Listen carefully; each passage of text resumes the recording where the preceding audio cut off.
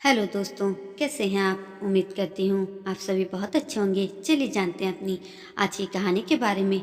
जब एक स्त्री मातृत्व की अनुभूति करती है तो उसके मन में उमंग और शरीर में जोश का उफान होता है। वो शोर मचाकर अपने सभी प्रियजनों को बताना चाहती है कि देखो, मुझे मातृत्व सुख की प्राप्ति हुई है।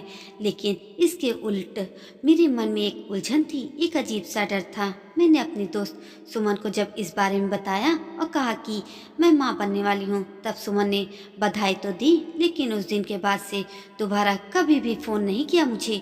फिर मैंने माँ को बताया। माँ ने मेरी यह बात सुनी और मुझे 4-5 तमाचे रसीद कर दिए थे। आप लोग भी सोच रहे होंगे, कैसी माँ थी जिसे अपनी बेटी के माँ बनने की कोई खुशी नहीं थी। खुशी होती भी कैसे, मैं माँ तो बनने वाली थी, लेकिन समाज द्वारा निर्धारित किए गए मानकों के आधार पर नहीं, क्योंकि अभी तक मेरी शादी नहीं हुई थी और शादी से पहले ही माँ बनना किसी को भी गवारा नहीं होता है। इसकी शुरुआत होती है आज से लगभग 8 साल पहले। मैं और मुकुल एक ऑफिस में काम करते थे। मुकुल मुझसे जूनियर था और मैम मैम करते हुए मेरे आगे पीछे घूमता रहता था हमेशा। लेकिन वह सिर्फ काम और एक्सपीरियंस में ही छोटा था मुझसे। उम्र में मुझसे बहुत बड़ा था, लेकिन अपनी काबिलियत के दम पर वह जल्द ही मुझसे आगे बढ़ गया और हमारे बीच नजदीकियां भी बढ़ने लगी थी। मुकुल के पापा नहीं थे और माँ भी उम्र दराज थी। धीरे धीरे मेरे घर वालों को भी मुकुल के बारे में पता चल गया था। पापा से मिलना हो या बहनों से बात करना हो, सभी को बहुत अच्छा लगता था वह। नतीजन मुकुल के लिए अब मेरे मन में नजदीकियां और बढ़ने लगी और मन में एक एक भरोसा हो गया था कि माँ पापा उसे जानते हैं तो पसंद करते हैं, तो शादी के लिए भी मान जाएंगे। तब मैंने मुकुल को अपने मन की बात बताई। मुकुल बोला कि वह भी पसंद करता है मुझे, पर वो किसी ऐसे रिश्ते में बनना नहीं चाहता जिसका अंत अच्छा ना हो। मैंने मुकुल को भरोसा दिलाया कि मेरे माँ पापा भाई बहन उसे बहुत पसंद करते हैं। थोड़ी सी कोशिश के बाद वे लोग आसानी से मान जाएंगे। जब तक वो नहीं मानते हैं, मैं तुम्हारा साथ नहीं छोड़ूंगी। और इस तरह मैंने मुकुल का विश्वास जीत लिया। अब तो हमारे बीच नजदीकियां और भी ज्यादा बढ़ने लगी थी। हम एक दूसरे को बहुत प्यार करने लगे थे। जब आप किसी से प्रेम करते हैं तो आपको हमेशा उसकी चाहत होती है।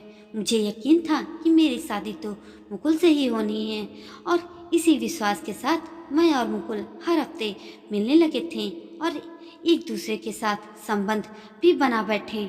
थोड़े समय बाद मैंने नोटिस किया कि पूरे 2 महीने बीत गए हैं, लेकिन मेरा महीना नहीं आया है। मैंने मुकुल को जब यह बात बताई तो उसने तुरंत ही डॉक्टर को दिखाने की सलाह दी मुझे। मैं डॉक्टर के पास गई और फिर कुछ चेकअप होने के बाद डॉक्टर ने मुझे बताया कि मैं माँ बनने वाली हूँ। मैं खुश थी। मैंने मुकुल को भी यह बात बताई। मुकुल ने एक क्षण भी गवाए बिना मुझे बोला, अपने घर पर बात करो हमारी शादी के लिए। मैंने बात की, पर जैसा मैंने सोचा था बिल्कुल उसके उल्टा ही हुआ।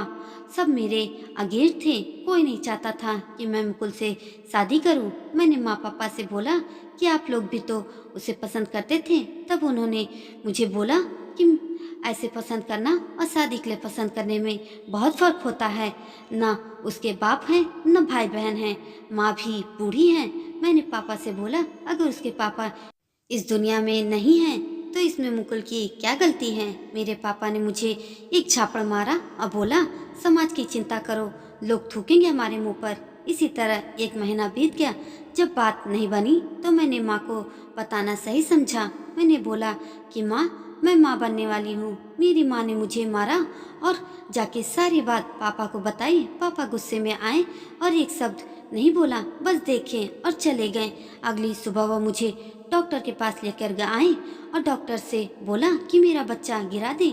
मैं डर गई थी, लेकिन किसी भी कीमत पर अपने बच्चे को खोना नहीं चाहती थी। तब मैंने मुकुल को फोन किया। मुकुल ने बोला, तुम डरो मत, मैं अभी आता हूँ। पर मैं जानती थी मुकुल को सामने देख ये लोग उसके साथ कुछ भी कर सकते हैं। तभी डॉक्टर ने बताया, गर्भ 3 महीने से ज्यादा का है। यदि ऐसी स्थिति में बच्चा गिरा गया तो आपकी बेटी की जान भी जा सकती है। पापा और भाई ने डॉक्टर से बोला, ठीक है, गिरा दो, जो होगा देखा जाएगा। उन्हें समाज का इतना डर था कि वो अपनी बेटी की जान की परवाह भी नहीं किए। उसी क्षण मुझे लगा कि अपने बच्चे की सुरक्षा करना मेरी जिम्मेदारी है। जो माँ बाप अपनी बेटी को मारने के लिए छोड़ सकते हैं सिर्फ इस डर से कि समाज क्या सोचेगा, वो मेरे बच्चे के बारे में अच्छा कैसे सोच सकते हैं। बिना किसी को बताए मैं अपने शहर से दूर आ गई, बिना इस बात के बारे में सोचे कि लोग मेरे बारे में क्या सोचेंगे।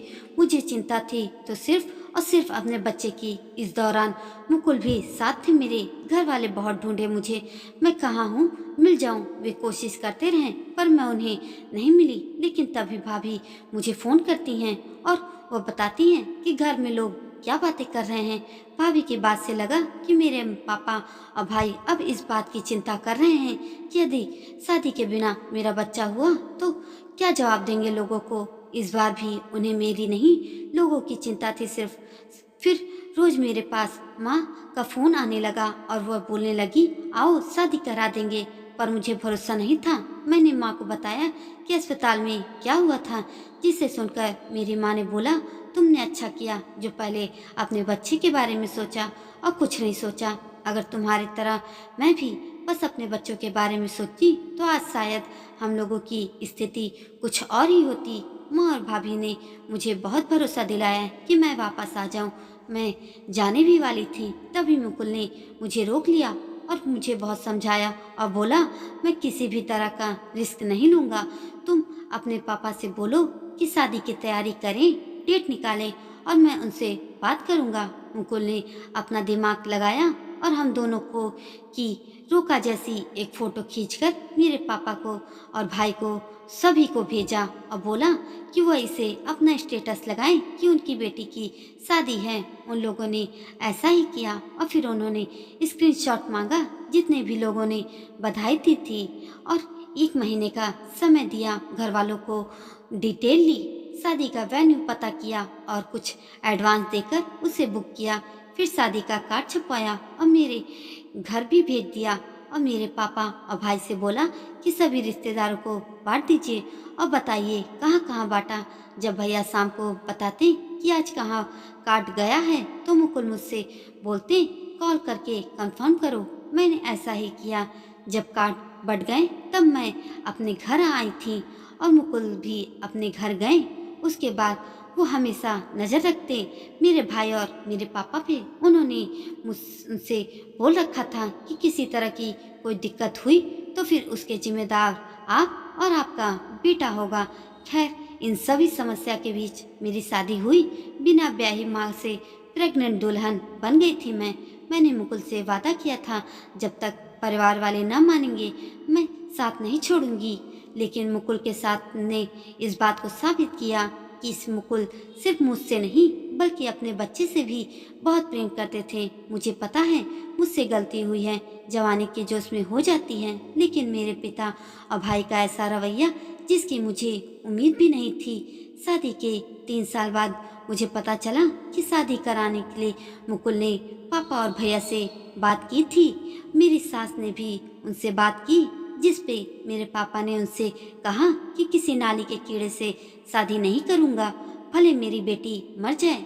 उसके बाद मुकुल ने बोला, ठीक है मार डालो आप उसे, लेकिन याद रखिए हमारी फ़ोटो जिसमें मैं और मुकुल थे और मैं पेट से थी उसे वायरल कर दूंगा और फिर आप देखिएगा कि आपकी बेटी की जान बड़ी है या आपकी इज्जत। 4 लोग तो बात करेंगे ही, लेकिन जब उन्हें पता चलेगा कि आपने अपनी बेटी की जान ली है तो लोग और थूकेंगे आप पर और आपकी आंखों के सामने जो पट्टी बंधी है उतर जाएगी।